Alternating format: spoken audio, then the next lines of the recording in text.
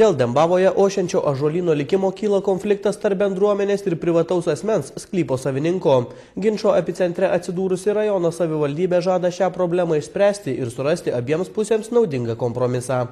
Štai šis ne per didžiausias Dembavos gyvenvietėje ošiantis ąžuolynas šiandien sukėlė daug diskusijų Panevėžio rajono savivaldybės tarybos posėdyje.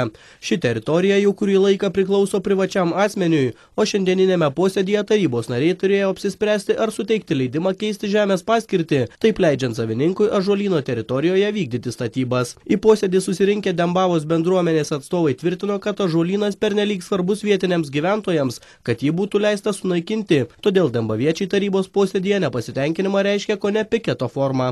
Siūlomų tvirtinti projektų pasipiktino ne tik Dembavos bendruomenės, bet ir kai kurie rajono tarybos nariai, priminę savo kolegoms apie įsipareigojimus duodant priesaiką prieš naująją kadenciją.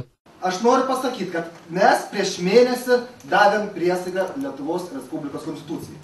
Pridėjom ranką ir sakėm, aš, Domas Petrulis, prisiekiu tarnauti Lietuvos Respublikai, paisyti įstatymo ir konstitucijos, atlikti sąžiningai tarybos nario funkcijas ir susilaikyti nuo veiksmų, kurie pažeidžia viešuosius gyventojų interesus. Nežinau, gerbėmieji, aš iš tikrųjų siūlyčiau jums visiems ir opozicijai, ir pozicijai atidėti šitą klausimą. Ir turėtų būti išanalizuoti ir bendruomenė ir pateikti. Negalima taip daryti.